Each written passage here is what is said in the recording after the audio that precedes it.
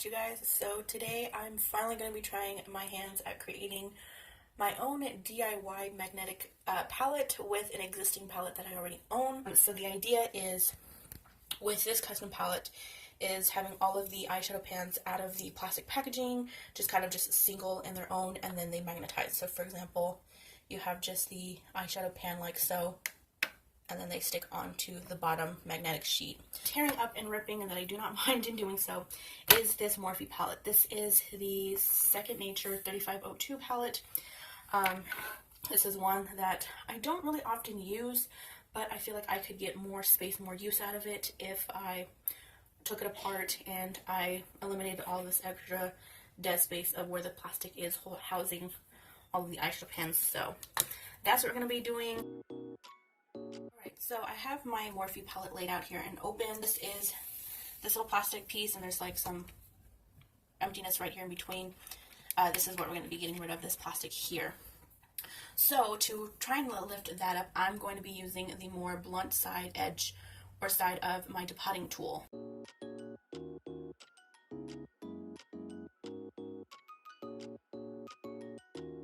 Okay, so I see my problem here.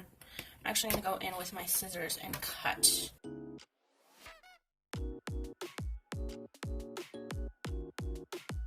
Alright, so this is essentially what we're looking for. So I took the pan with the plastic. I will try and remove the plastic here in a little bit, but this is essentially what I'm trying to do for all of these shades, is take them out like this and then carefully remove the extra plastic that I could not remove prior to cutting up the plastic insert.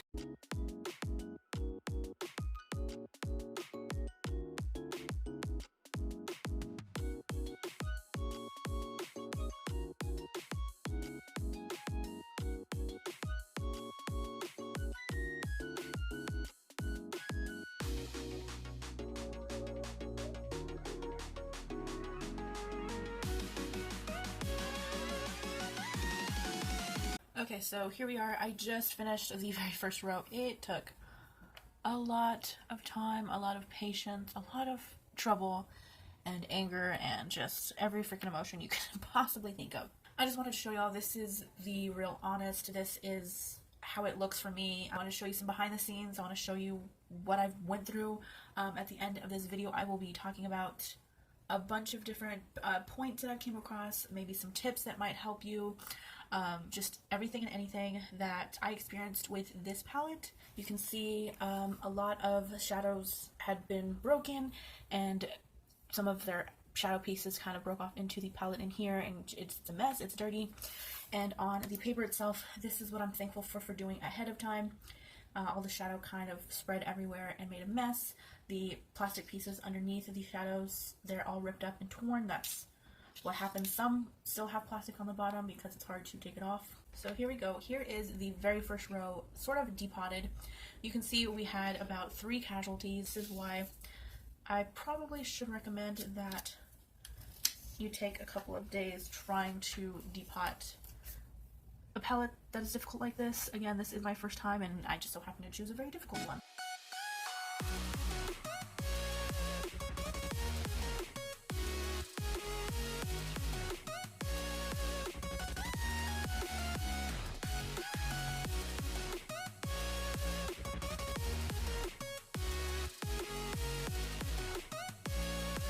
Alright, so this is going to be day 3. We're back. We're at it again. This time I'm hoping to at least get most of the rest of these out of here.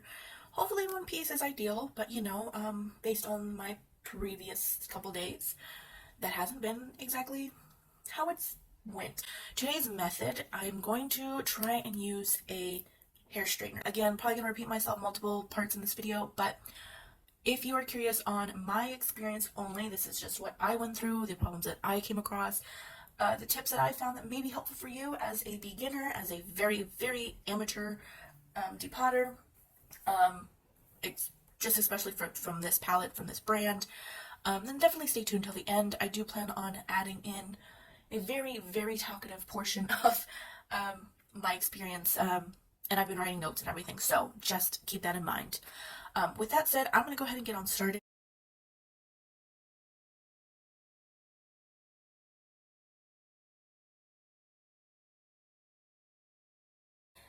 Alright, day 5. Almost to the end of the progress of this palette. I am super excited to see this come together and happy to see my progress and me just not giving up, because I knew at the beginning here at the very top, all the frustration, all the inks I was dealing with up here led me to make it easier as I got to the middle, and then as I am nearing the end here, I did start taking out these 3 shades. I was getting ahead of myself, but I'm just going to go ahead and finish all what's left in here.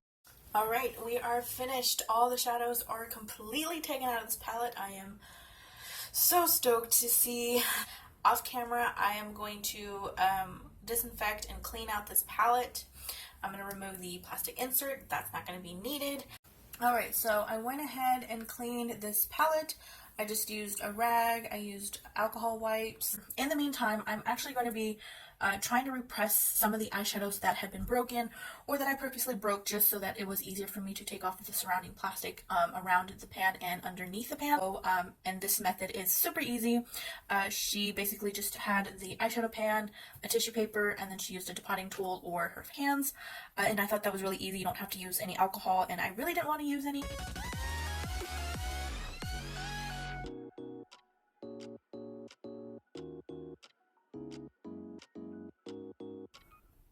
Alright, so I just repressed all of my eyeshadows. They are sitting in another part of my room, out of the way so that I don't knock any over and cause any more messes right now, because we're almost to the finish line, you guys. Almost there. Now, I'm going to go ahead and start placing and measuring my adhesive magnetic sheet.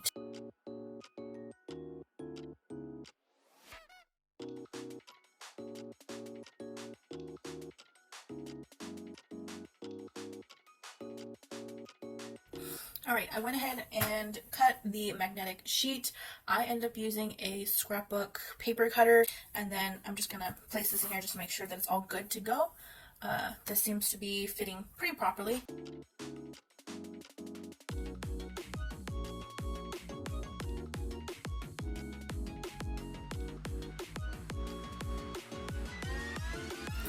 We are good to go. So I placed the magnetic sheet in this palette. Now what I'm going to do is just quickly test out some of the magnetic stickers.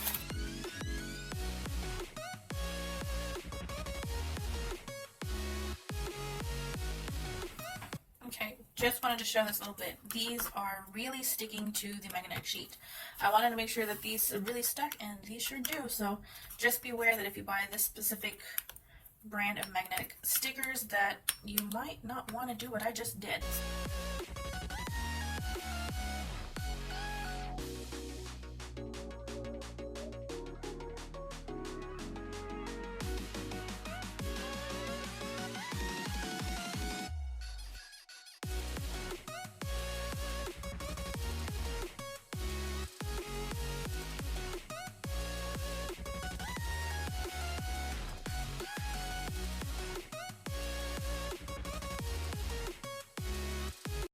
Alright, we are done, complete. I put all of the magnetic stickers underneath. Some are a little bit higher than others because some of the plastic on the bottom of the pans did not want to come off whenever I was heating it up.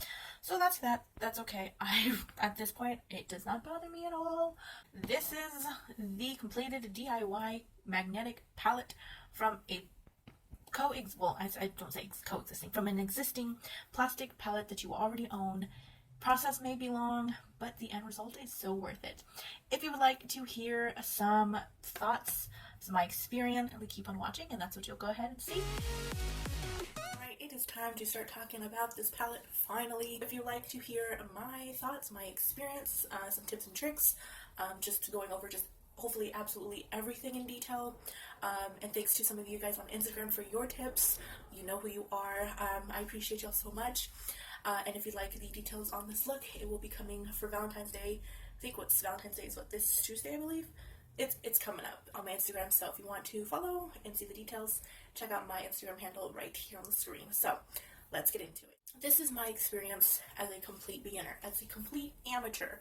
I watched maybe a maximum of like 4 or 5 videos. It wasn't a lot. Thought I knew what I was doing. Clearly I did. The tools that I had used that worked for me, and that I ended up using. You will need, obviously, the palette that you're going to want to depot. And in my case, it was the Morphe 3502 palette. You're going to need adhesive magnetic sheets, which I showed in the beginning. I don't want to pull them out of my drawer, as long as they're a little bit bigger than the actual palette that you're going to take the eyeshadows out of. And you're going to need the little magnetic stickers, the little silver coin looking things that go on the bottom of the eyeshadow pans. The next thing you will need, or at least that I used, I shouldn't say you need, because everyone's experience is different. I ended up using pliers, and this I used to hold the pans once I had placed them onto the flat iron. You will also need an X-Acto knife. You can use this to cut, I used it to cut the plastic around the eyeshadow pans, and specifically the plastic tray that was in the palette, a hair straightener, or if you call it a flat iron, either or, a hair dryer, newspaper, so that way you can lay it on your surface, on your table, preferably like a craft table, because your shadows will shatter everywhere and they will end up in places you had no idea they could land. I also used a cleaning rag, and this is what I used to constantly wipe my hands, the area, the little containers that I used to place the broken shadows in, to clean the palette, like literally everything. And then you'll need containers. I use like little magnetic tin things. They don't specifically have to be magnetic, they're just like little tiny containers that you can fit a broken shadow in, and then you can pour back into the pan. Multiple of those. Key, multiple.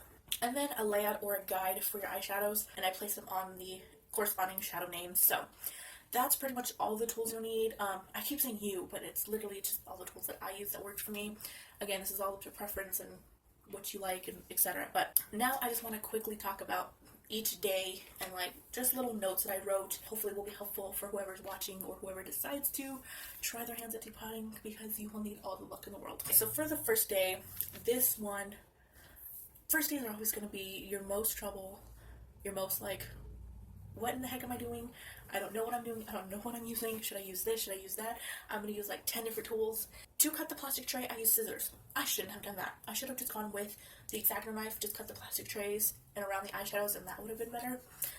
My depotting tool ended up breaking a lot of shadows once I was trying to lift it underneath to take off the glue from the very bottom where the plastic tray and the palette were glued together from. That was where I had lost quite a few shadows doing that. So I don't recommend that. Two, for some reason, I knew I was recording, but when I went to go look back into my footage, there was nothing there. It would not play. It was just gone. So I'd only gotten, I think, just a few clips or just like a little bit. I used the hair dryer method to heat the glue, like I mentioned earlier, underneath the palette and the pans. That way, that would be easier to lift up instead of using the depotting tool and continuously breaking my shadows. Then I tried using the X-Acto knife to cut directly around the metal eyeshadow pans, and while that did work for some of them, it didn't work for all of them. Day 3 is when I used the hair straightener, and I used with pliers, because it obviously when I'm putting metal onto heat, it's going to get really hot and burn your fingers. So fair warning, use tools, use gloves, anything to protect your hands from getting burned. And this was so easy. Like, someone recommended it on Instagram, and thank you so much, because I wouldn't have thought to use this, but it took off the plastic, melted it completely off. Some of my pans do have a little bit of plastic underneath, and that's just because I'm a little lazy, but this was a brilliant idea. Day 4, I followed with the hair dryer and another method that I found that worked, for the most part, really good for me. And then I followed up using the hair straightener to remove the extra plastic from the pans. And then day 5 and 6, I pretty much did what I previously had done with the hair dryer, with the flat iron, with the pliers. And this day too, like, I was trying to combine day 5 and 6 together because I was so eager to get this done and finished. I was so frustrated. I was like, I just want this to be done. So some of my eyeshadows crumbled, but I did repress them in a lazy way without using alcohol, without fully crushing the eyeshadows and then pressing them in there. So when I did that and I opened the palette back up like a couple days later, there was a complete shattered mess in the palette.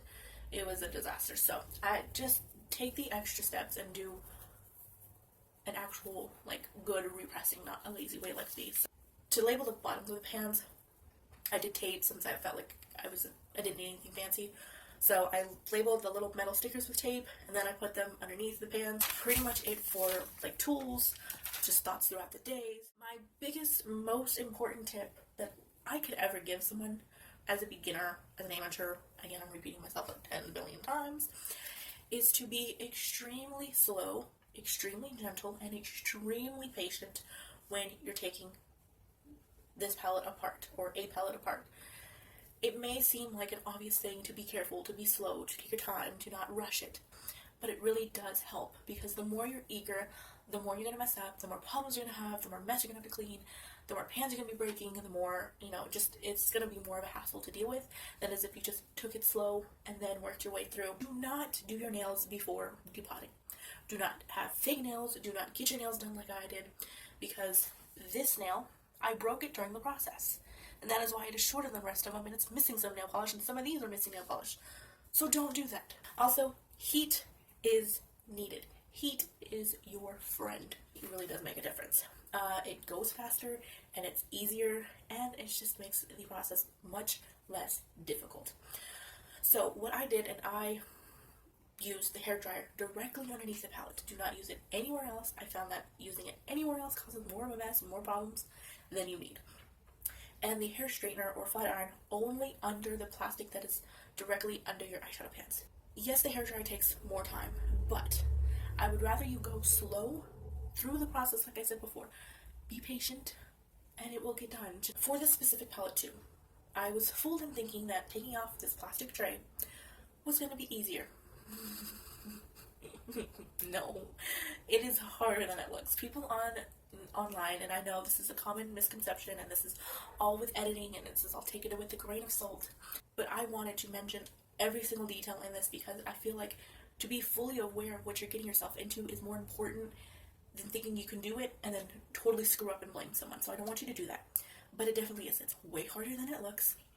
That plastic tray is not your friend. It literally hates you. It hated me, and I hated it back, but I'm glad it's out of there. Also too, and I don't know if this is all palettes specific to Morphe or the entire brand, or if it's experienced with other brands, but this was not a good beginner-friendly palette to start to depot.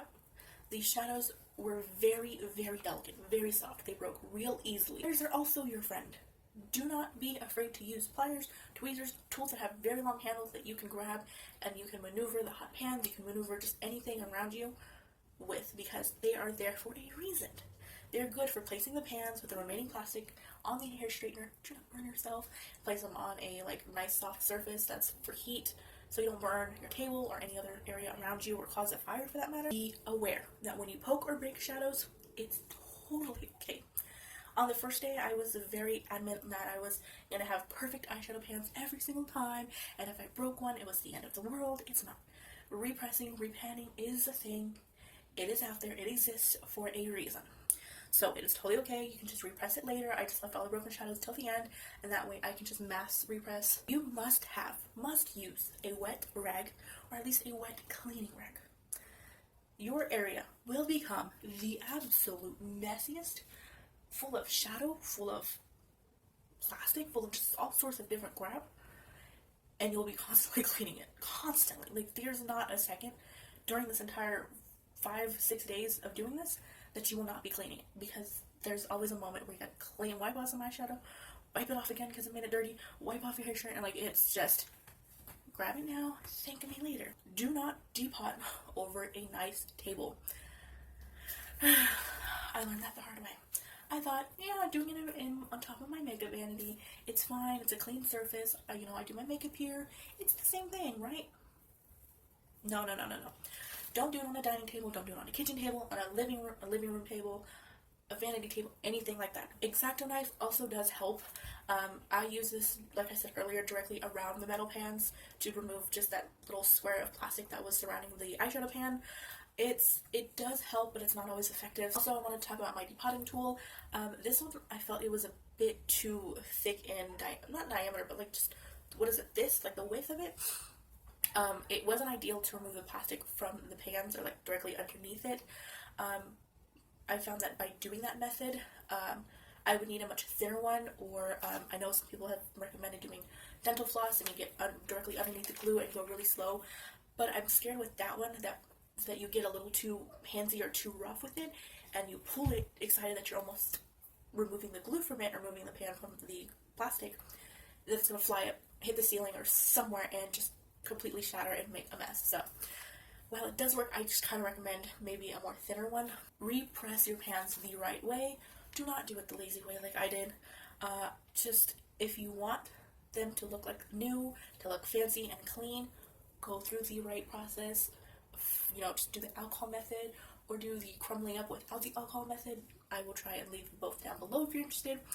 Do not do it the lazy way, because the lazy one will work twice. Make sure that all of the plastic that is removed directly underneath the eyeshadow pans is removed, because I've got some wibbly wobbly eyeshadow pans in there, and while the eyeshadow stickers did stick, it looks terrible. Make sure you measure the magnetic sheet before putting it in your empty palette. Measure, measure, measure. It'll make things a lot easier. And lastly, label your pans in sections. I went row by row, and then I looked at my little guide, and I said, this is this shade, this is that shade, and I labeled them in the order. So that way, when I grab the pan, I just stick them on there, and they're the right shades. The method that I was talking about that worked wonders for me is when I had the palette, I'm holding an invisible palette, I don't already have one. When you're holding the palette, and you have the blow dryer underneath here, what you want to do is you're going to have, if you cut like a square or a box around the eyeshadow pan, and you have remaining plastic here, you have your heat. Once you take it off the heat, directly have your hands here immediately and start wiggling back and forth. Do not try and lift up. Wiggle back and forth. It does work. It does take probably more time doing that than if you were to try some like other methods, but I find that that one saved a lot more of my eyeshadows. They were intact and they came out just fine, beautiful. And also the extra plastic around it was helpful to place on the straightener and then melt off, and the plastic came off more cleaner that way too. So, and now you've all come for what you wanted to see, is how does the palette look and how is this working out for me. This is the palette, still looks the same on the outside, and also too we have tape. When I started blow drying this, I noticed that the bottom was not it was not staying straight, so it was getting a little wonky. So while it does snap here in the middle, this side here doesn't fully close. There's a little gap here. It's hard to see, but see, so it doesn't fully close. This is how, oh yeah, there's a bunch of mess in there, a bunch of eyeshadow mess. But this is how it looks. There's a bunch of leftover eyeshadow here at the very bottom. I tried cleaning that out once before, and now it's still haunting me there, so we're gonna have nightmares. I'm still having nightmares about this palette. That's just due to me not repressing correctly, so this is what happens if you don't repress the right way. Alright, this is how it looks. It looks so much better. That is everything that I have to tell y'all in today's video. Hopefully it was helpful.